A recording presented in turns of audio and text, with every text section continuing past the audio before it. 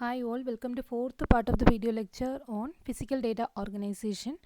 So far we were discussing different types of database files like ordered files as well as unordered files, and how these are getting stored in the hard disk, and how we will deal with the operations like insertion, deletion, modification, etc. Okay, so ordered typically unordered files known to be this heap file find it difficult to access some information, but the insertion and all very straightforward. But when it comes to ordered file, it find difficulty in insertion as well as deletion and update and all, but the searching querying some information will be easy with respect to this particular ordering attribute. Okay, now let's see another way of keeping this database file in the secondary memory, that is using this hashing technique. So something that you already studied for storing information as a data structure. You might study this hashing technique. Now the same concept we are extending here also as a data structure only, but now instead of a small unit of data, here we will deal with some record of related information. So that is our data, right? So that about it. So let's see, and just recollect the things that you studied already from this hashing. The same concept, that we will be having a hash function that will map a hash field, I mean which attribute you want to do this hashing, so that will be mapped to a hash value, and accordingly we will be doing mapping this. So let me explain, say, with an example. So here I have a this hash data structure. It's looking like a hash table. Okay, so basically you can visualize it as an array of records. Okay, and so for the time being, we can assume the records are a fixed length and variable length records and all. You have to, so if you want to map using this kind of a structure, you have to map them to fixed length records, say using some special characters or something. Okay, so for the time being, we can assume fixed length records, and this is how we are going to store this records into a hash table. So this is a typical appearance of the hash table. Okay, so let me call it as a hash table. And there are so it is basically looking like an array of m slots, say 0 to m minus 1. So corresponds to record having name, social security number, job and salary, say, of an employee, or it can extend also, just an example. Now when you are storing out of these four attribute, you have to choose one of the attribute on which you can apply this hash function. Okay, so for the time being, so let me call it as the say hash field. Okay, so hash attribute or hash field on which you are doing the hashing. So let it be the name attribute. If that is the case, what we will do is so for a particular person, we will take this name attribute and we will apply a hash function. Okay, so hash function typically it will take a hash key and it will apply this mod operation. So this is one of the hash function possible, but there are other hashing techniques also, like folding method and many things you can think about, but this is something mostly used. So what it will do, it will so here for applying this kind of hash function, the hash key should be so let me call it as a hash key also. So the terminology key is used when this is found to be unique. Okay, so for the time being, we can assume that this particular attribute is a key attribute also. Or if you want, you can take this. So for the time being, if you can take the social security number as a hash key, so that is something okay. Otherwise, if you are taking name attribute also, it is character string. So what we will do is we can map this character string into integer, right? So maybe take each character and convert to, say, ASCII code, and you can take this mode, and finally you will get some kind of integer there, so that you can apply modem function. So somehow we have a hash key and this is our hash key. Okay, or so assuming that is a key attribute, otherwise the hash field. Okay, so and we are applying the modem, but if it is not a key, we have some other difficulty. So for the time being, we can assume this I'm going to apply this hashing over a key attribute. Okay, but the variation is also possible. And also the hash function I am using is a modular function, for which I am expecting an integer there. So if it is a string or something, I'll be mapping into an integer. Okay, and after applying this hash function, you will get a hash key. Sorry, some hash the hash function. What I can tell, the hash function of the hash key k is going to give you some hash value, right? So I can call hash value, and this hash value is going to be something within the range, that is 0 less than or equal to this hash value less than or equal to m. M minus 1. So it will give you a value within this range. Okay, so as a modular function, definitely the remainder is going to be something from 0 to m minus 1, and to that particular array index you can map that record. So that is a basic idea. Okay, so this particular record, after applying hash function on the hash attribute or hash key, you will get a value within 0 to from 0 to m minus 1, and go to that particular slot and put that record there. So that is how we are doing. And similarly, when we want to access some information, again you have to see, for example, I want to know the salary information of a person having this particular name, and you know this name is taken as the hash key. So you apply that hash function, it will give you a reminder, that is, if you are using the modular function, say 0 to m minus 1, say some hash value you will get, and go to that slot, you will get the record completely, and you can access salary or whatever it is. Okay, so this is both insertion as well as searching is found to be of constant time. So that is speciality of hash table compared to other organization. So I can say like average, it takes on an average, okay, it takes constant time. It's typically I don't know whether you know this notation or not. So order of 1, anyway we will study this notation in algorithm subject. Okay, order of 1, time complexity, something like that. So for insertion and search, and you have to remember one thing, I am talking about the average case only. On an average I can say like that, but you know, sometimes there are situations like a collision, right? So when you are trying like this, it may lead to something called as collision, and this also you know already.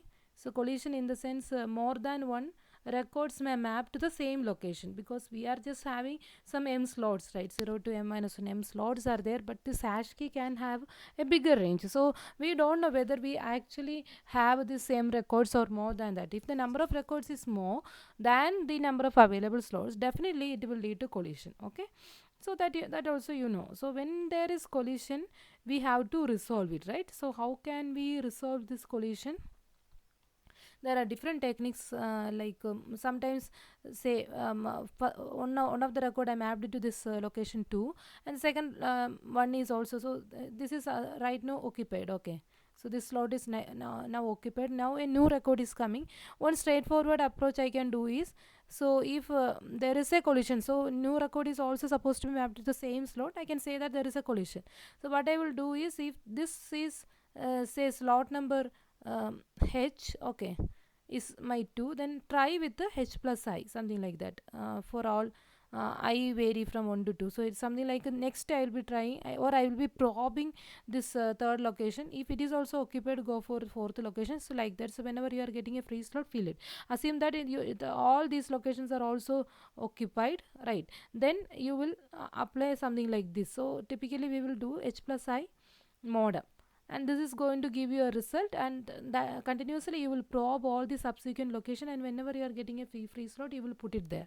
But here also, when all locations are occupied, this is not going to work. Okay, so this is one solution where the number of records to be mapped is somewhat equal to the number of slots of the particular hash table. You can try this method, but now you know the time taken is not constant for insertion as well as search. We have to look at other locations also, if it is a collision situation. Okay, so that is what I'm trying to say.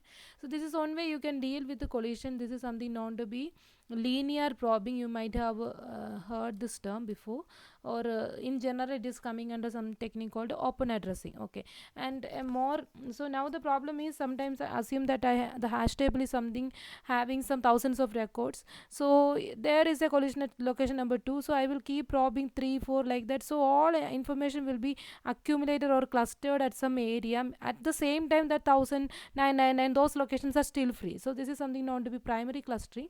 So I don't want to cluster information this much, and I want a more uniform distribution. Then I can go for quadratic probing, where if there is a collision at location h, I will keep probing locations like h plus I square. I varies from 1 to 3, etc. So first I will look at h plus 1, then I will look at h plus 2 square, that is 4. then h plus 9, like that. So I am somehow uniformly going through all locations, right? So I'm not going to be clustered at some point. So but this is also not a perfect solution, but this is one way. So this, whether it is primary clustering or secondary sorry, quadratic, whether it is linear not clustering, sorry, whether it is linear probing or quadratic probing, they are, this kind of a technique is generally known to be open addressing. But you know, the space is something matters. If all locations are occupied at some point, this is not going to work, because we are not probing anywhere outside this hash table. Okay, so there you can depend on another technique called linked, I mean some kind of chaining you can think of. So what you will do is, if this location is engaged, you are not going to probe the subsequent location. Instead, you will keep that record somewhere in the memory, which I mean secondary memory, if so, wherever it is free, and you will put a pointer from here to here. And so here what I'm trying to say, this record number 1 as well as record number 2, both are supposed to be placed at slot 2, but as slot 2 I can place only one record, and when there is a collision for the second record, I am keeping like that. Now suppose the third record is also having collision with the same slot, I will allocate it somewhere else, and I will trace this chain, and at the end this is null, and that I will make it as a pointer to this new record, say record 3. So like that I can chain all the records which are to be mapped to a particular location. So all are getting collided at that slot number 2, and I am mapping them like that. I hope it is clear, right? So this is something known to be, so chaining. So what are all different ways of resolving this issue? One technique is open addressing, and open addressing, we have variations like linear probing,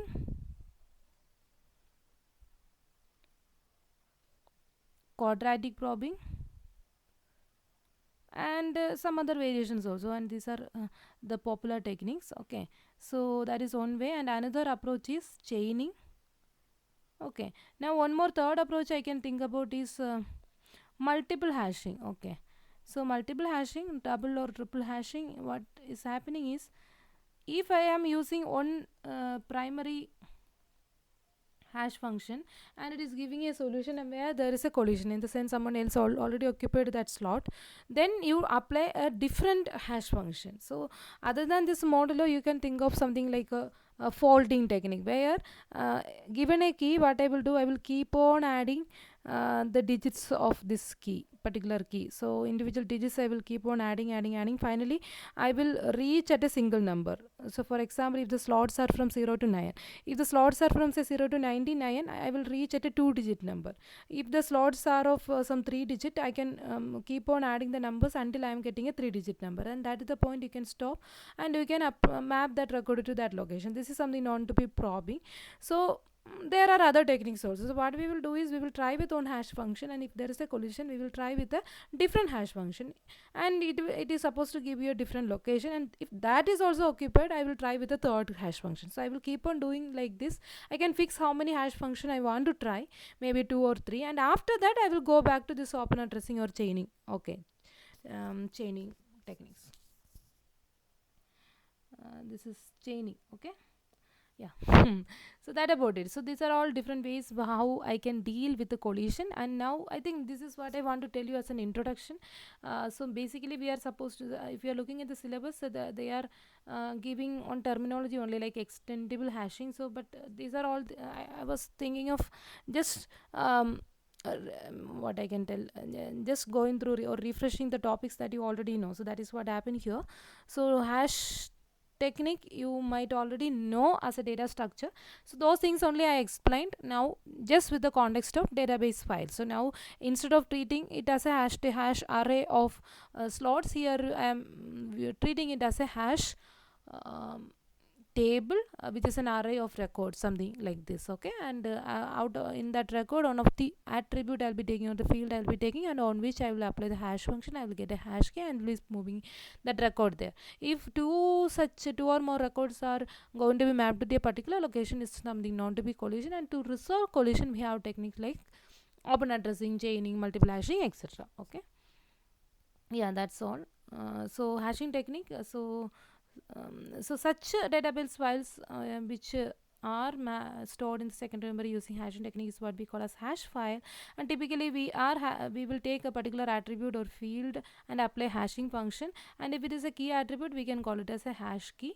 And we have a hash function which is a randomizing function that is going to give you some random value from 0 to m minus and something like that. So you can call it as a randomizing function.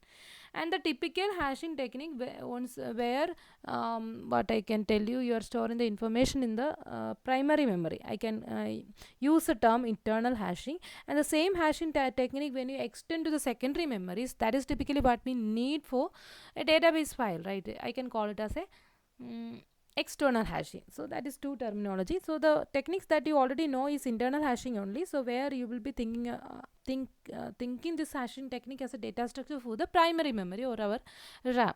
But when it comes to database, we have to deal with the secondary memory, and the same concept you have to extend slightly, that's all. So this is internal hashing is what we explained so far, where we have a hash table which is nothing but an array of records having slots from 0 to m minus 1, where m is the total number of slots or indexes of the array. And what we are going to do is we are going to transform the hash field or that particular hash key value to an integer from 0 to m minus n using some hash function. Okay.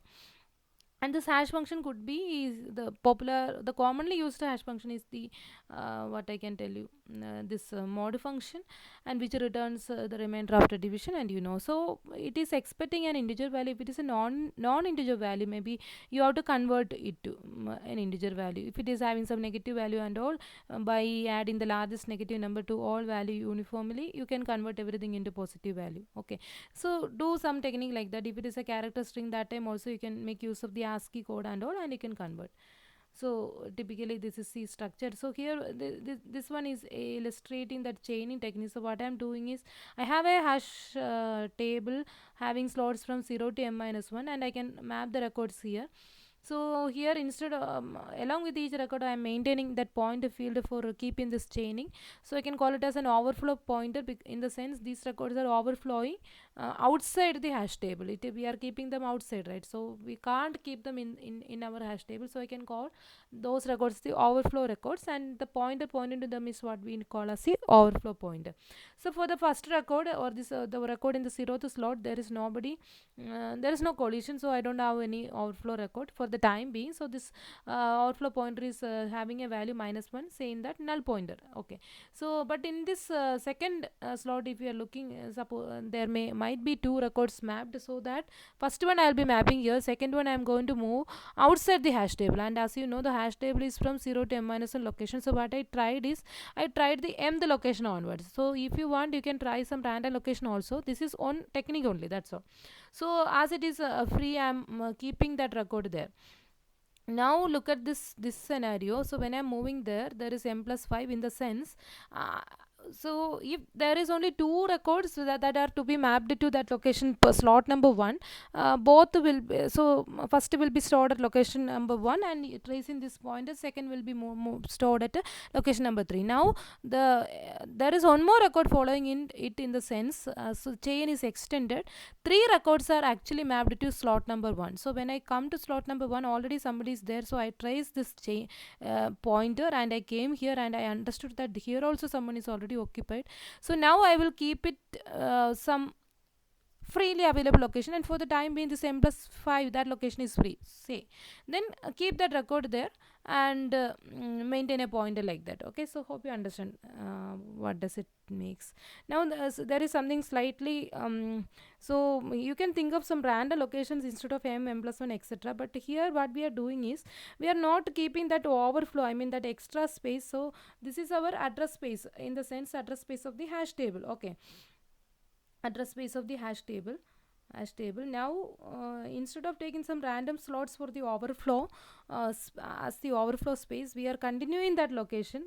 So what we are trying to do is some fixed number of slots following the actual hash table is allocated for the overflow records. Okay, so overflow pointer, yeah, that about it. And we are chaining like this. But one more thing what we can do is we can keep trying these slots for a new record. And for that, suppose you are not getting any slot free, what you can do is you can apply some mod function, and you can try the available slots inside the already allocated hash table also, because inside the hash table also some slots may be free, but the chaining technique, if you are applying that alone purely, it may not exploit those free location. And also on the go, some records may be deleted also, that space also being empty inside the hash table, and we have to utilize that also. For that one, what we are doing is this probing. I mean, first we try that chaining only, but chaining followed by probbing, so together it is doing. So the for the free location, for making that chaining, we are not probbing some random locations of the hard disk or main memory, but we are continuing the following that hash table. Some continuous locations are allocated for the overflow records, and those locations is what we are probbing. And that also we will do in a modulo manner, in the sense we will probe all those extra overflow location, and again we will come back to the zeroth location, and we may go up to m-1 the location of the original hash table to see whether any empty space inside it. So both we will utilize something like that, or simply you assume that if it is giving you some confusion, you assume that these are all random space, so that there is no confusion. Okay, and we will simply keep a pointer like this. So that's all.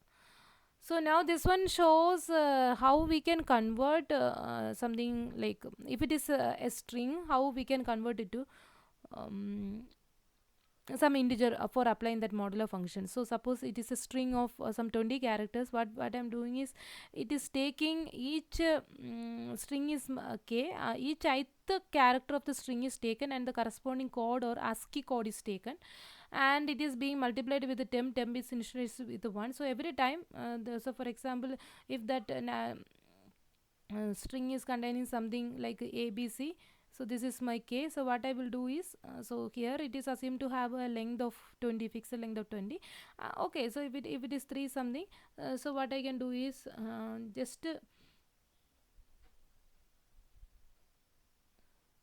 okay, so just to take each character, like a, you take the ASCII code. So every time what I am doing is, this ASCII code I am multiplying together, right? Multiplying together, and finally I want to take the mod. So the thing is like, let me just tell you a formulation from this modulo arithmetics. A into B mod m is equivalent to, you can verify this using some numerical values, A mod m into B mod m, and once you multiply these two, take one more time this mod operation. Okay, so you can verify this. Okay, so now you may wondering why this is useful, because suppose is A and B are some bigger number, and you want to multiply them and take the modulus. So one approach is, you directly go for multiplication and take the modulus. Modulus, the remainder after division, so repeated subtraction you have to do. So just look at the computational difficulty on the background. Okay, so you are doing all those things. Okay, so this is what this LHS says. Now what about the RHS? You are actually trying some sort of what I can tell, some sort of divide and conquer approach. Okay, so what you are doing is, instead of multiplying and then applying mod, you taken divided that input like A into B as A and B separately, and you taken mod, so that now to a small number you are applying mod, and that mod is going to give you that remainder. So that will further small number, and you multiply, and if the result is exceeding the same, again you take a modem, and that will give the same result. Okay, so this is something a result from modular arithmetics, and something like that is happening here. So every time I am taking the ASCII code, and then I am taking the modem. So something like individual parts I am taking mod, and then I am multiplying, and finally that product further I take modem one more time, that is this last one. So that is going to give you the corresponding integer value. So this is one way. We can try others also. This is somewhat computationally efficient, that's why. Now this second part is giving you an intuition about how this collision resolution is happening. Say using, here they tried that probing technique. So see this open addressing technique. Okay, so it is something like I mapped that hash key using this hash function. I got a hash address as I, so I am just keeping that hash address into some variable A. Then what I am doing is, I am just checking whether that location is occupied. If it is not occupied, I can declare it as the location for hashing. Otherwise, I can put the record there. Otherwise I have to find a free slot. So what I am doing is, I will probe subsequent location. So as there is a collision, if it is If it is occupied, then only I have a problem. Okay, if it is not occupied, I am safe. Okay, if it is occupied in the sense someone else already occupied and I have a collision, so I will keep probing locations like I plus 1, then I plus 2, like that. So linear probing is tried. Okay, so every time this I is incremented by 1, and then I take a mod m because I want to, so once I reach the last location I have to probe the location from the beginning. So that's why this mod m is taken further. So whenever I am probing a particular location, when this I is updated, I will check this I with the original value of I in the sense. So if you have this many locations and you are probing like this, suppose this is your I and which you kept in A, and every time this I is moving like this. Initially here is the I, then I will move here, then I will move here, like that. Again I will come back to this, come back to this. So every time I am using this index variable, I am probing the locations, right? So whenever this I is again coming back to this A, that means all locations are probed. Okay, so starting from A, I moved to the end, and again I come back to this. So like that, all locations are probed. Now I reached back A, that means no more location to. So if I is equal to A, I can just report like all positions are full because I checked all location and no location is free. If I is not equal to A, if that location is also occupied, go with the next position. So like that, this while loop will continue for us, continue and try for a new slots whenever. So I am coming out from the this while loop because of two cases. Either this I is equal to A, that says all positions are full, otherwise I got a location which is not occupied, then say declare it as a new free slot, and what I can do, you can keep that record there. Okay, so that will be a new hash address, as the original one is already occupied. Okay, so hope you get the idea. So this is how you can deal with a collision. Open addresses, so like, so just algorithm, just to give you a feel about it. Now I already told you some other techniques are also there. You can just read it, like a folding technique where the digits are getting added, and modem like that we can take, and other variations are also there. Maybe you may pick some odd position and even position, and then may you add them like that. Many variations are there. So always we have this problem of collision, and the problem is occurring when the hash field space, that is the number of possible values the hash function can take, is much larger than the address space available. Okay, so hash field space in the sense is a space taken by the original database from where that hash field is coming. Address space of the hash table, so that is typically smaller, and the original database is bigger, so definitely it is going to have a collision. So that the hashing function maps the hash field value to the address value, and that time the collision occur when the hash field value of a record is being inserted hashes to an address that already contains a different record. Okay, so this is how you are getting a collision. And we have collision resolution technique. I already explained you open addressing, chaining and multiple hashing. You can just read it. Open addressing, you know, that linear probing, quadratic probing. Here that linked list approach, and multiple hashing, try with the different hash functions. So just pause it and read it. Now what are all different goals of a good hash function? So an obvious goal is like so you want this insertion, retrieval, deletion, these are all the operations that we have to execute, right? And we have separate algorithm for each of them, especially when there is collision and all, whether you are applying linear probing, quadratic probing, or some other technique for collision resolution. Accordingly you have your own insertion, retrieval as well as deletion algorithms. Okay, something like we already seen on sample algorithm we saw, and some other generalized versions are needed. And the algorithms for chaining are the simplest, because you can simply keep putting some pointer and randomly you can allocate, right? So deletion algorithm for open addressing are tricky, that okay, that you, if you want, you can spend more time on it. Okay, that about it. And now the goal of a good hashing function is twofold, in the sense, so just read it. The first, we want to distribute the records uniformly. So that is why I already told you, if linear probing may create some clustering kind of thing, so we will go for quadratic probing and other variation. And the intention is every location should be uniformly at random we have to fill. Okay, something like that. And we want to minimize collision, right? And we should try to locate a record when it comes to searching and all with a single access, but sometimes we are not able to locate record. I mean, when there is collision and all, we have to probe and locate a record. So a single access is not going to give you going to help you to locate a record in a single access. Okay, so that is not always the case. And the second requirement is like it's definitely going to conflict the occupy the buckets fully, okay, thus not leaving many unused locations. So typically, so that this is what we are saying is like that clustering kind of things should not happen. And when it suppose we have chaining and all, we may keep chaining, but at the same time some slots are still free in the hash table. For example, hash table is supposed to contain some 1,000 location, and all the records, suppose I am mapping, are mapped to a single location. So every time there is a collision, so without knowing that other locations are free, I will go for directly chaining, and the chain length will keep increasing. Something like that should not happen. So before moving on to some collision resolution technique, you should ensure that all the hash slots are occupied completely. So that is why we can think about some variation of technique like a collision and open addressing together, something like what we seen already. Okay, so that also you have to ensure. So it is so both of them together, it is slightly difficult to achieve, but still that is the goal. Okay, now the type of technique that we discuss so far is what we call as internal hashing. So that is how we can organize in the primary memory. Now when it comes to hard disk files, we are looking at a variation, something like that, but it is actually more straightforward. So this is our hash table. So in the internal hashing, the hash table itself, we assume that the records are fixed length and all, and we kept the records inside the hash table. But here in the hash table, it is small in size, say with the m slots. We are just keeping the block address of where this actual record belongs.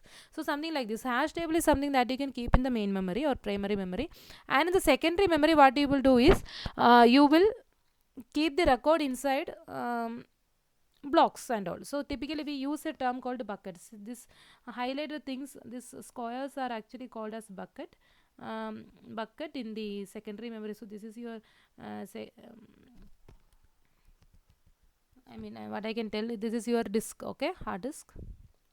And so typically this is our hash table, and hash table typically we keep in primary memory, and if you want you can keep it in the secondary memory also. So during access time on all, it is better to move it to the primary memory, so that this searching over this will be easy for us. Anyway, both ways are there. So bucket in the sense it can be a single block or some group of blocks. So what we are trying to say is just another terminology we are using here, that's so some grouping. Okay, some portion of the secondary memory is what we call as a bucket. Okay, so there are different buckets. So this many buckets are allocated for the current file, and the records of the file are we are supposed to keep them in the bucket. Now what we will do is so the thing is that a single bucket can hold many records. Okay, so many records which are mapped into a particular hash slot will be mapped into a particular bucket. In the sense, the chances of collision will be much less here. So let me take another example here, that hash table is not highlighted, but instead we are looking at the bucket. Suppose we have 10 buckets, say 0 to 9 buckets. So what we are doing is a particular record is having the hash field value, the hash key as 340. So what we will do is this 340 mod 10, because 10 buckets are there. So in the hash table also we have a 10 slots, something like this. So this is my hash table. So there are 10 slots, say 0, 1, 2, etc. 9. Okay, something like this. So what we will do is 340 is the current record hash field value. So when I apply this mod 10, I will get it as 0. In the sense, this slot is going to point to this bucket number 0, saying that if I have a record with the hash field value mod 10 is going to give me 0. So go to bucket number 0, put it there. And similarly this 460 is also going to give me the same value. So what I will do, I will trace the same bucket using this pointer, and I will put there. But here there is no some further searching is needed. So when it comes to searching, I want to know the record with the 460 as the hash field value. I will apply this mode, and using that pointer I will go to that bucket number 0. Then in bucket number 0 I will do a normal linear search. If the information is sorted within the bucket, I can go for binary search or something. Anyway, that is smaller in size, you can try anything. Okay, so like that. Similarly, when it comes to a file record with the 321 or 761, mod 10 is going to give you 1. So bucket number 1, I will be mapping this record. So something like this. Okay, similarly the next one will be an etc. The last one will keep a pointer to this. So that is the thing. Now the thing is that most of the cases collision will not happen, because in the previous case a slot corresponds to a single record only. Here a slot corresponds to, so a slot in the hash table corresponds to a pointer to a bucket, and that bucket can hold many records. So for most of the time collision will be there, but at the same time there are situations like the bucket itself can overflow. There are many records, say with hash field 000. Now you can go for your overflow buckets, just like what we discussed in chaining. So here you can see that this bucket number 0 is not overflowing, so the record pointer for the overflow records kept in overflow block is null. But here this one is overflowing, and what I'm doing is I'm keeping that record pointer, so that is going to point to the correct record having this 981. In the sense, when you apply this mode you will get remainder as 1. So it is supposed to be there in bucket number 1. As there is no space, I am keeping them in the some extra space called the overflow buckets, and I am maintaining a pointer to that. Similarly here also there is another record with 182 mode 2 mode 10 is going to give you 2, so no space in bucket number 2. I am keeping them in overflow block, and that also you can link like this. Okay, yeah, that about it. So this is how this external hashing, one way to implement it. So this is for disk files, and the target address space is made of buckets, okay, and which can hold multiple record. It can be a single block or some cluster of contiguous blocks, okay. And hashing function maps a key value to a relative bucket number, okay. And collision problem is less severe here because a bucket can hold many people, right? However, we must make provision to see provision for the case where the bucket is to fill to the capacity, and so the bucket is full, okay. And that time what you can do, a variation of chaining can be applied, and typically we maintain record pointer point to that, okay. Yeah, that about it. So what we discussed, the basic understanding of hashing, something you already know, and a slight variation of it called external hashing that deals with the hashing of information in the disk files. Okay, so now we will see slightly more advanced concept, in the sense extendable hashing and also that is actually what is mentioned in the syllabus. So these are all the background, and you are supposed to know them already. Anyway, hope you got a revision of the topics you already know. Okay, thank you.